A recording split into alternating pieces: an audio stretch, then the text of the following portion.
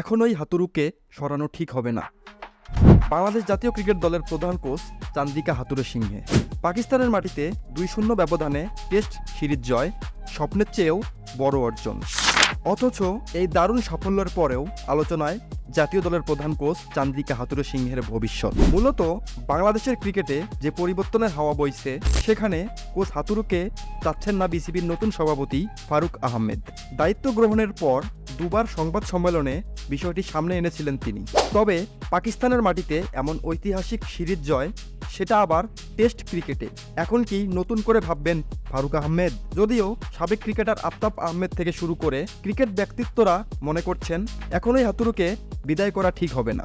2014 থেকে 2017 সাল পর্যন্ত বাংলাদেশ জাতীয় দলের প্রধানের দায়িত্ব পালন করছেন হাতুড়ু। 2023 সালে আবারও 2 বছরের চুক্তিতে এই লঙ্কান কোচকে নিয়োগ করেছিল বাংলাদেশ ক্রিকেট বোর্ড। 2025 সালের ফেব্রুয়ারি পর্যন্ত মেয়াদ রয়েছে তার। বাংলাদেশের বড় বড় অর্জনগুলোতে মিশে আছে তার নাম। প্রথম মেয়াদেও চুক্তি সম্পূর্ণ করতে পারেননি। এবারও কি একই ঘটনার পুনরাবৃত্তি হবে, সে প্রশ্ন চাওয়ার হচ্ছে ক্রিকেটাঙ্গনে। তবে এমন কিছু করা ঠিক হবে না জানিয়ে সামাজিক যোগাযোগ মাধ্যমে আফতাব লিখেছেন, আপনি কি এখনো বুঝে উঠতে পারছেন না যে হাতুড়ু একজন ভালো কোচ কিনা?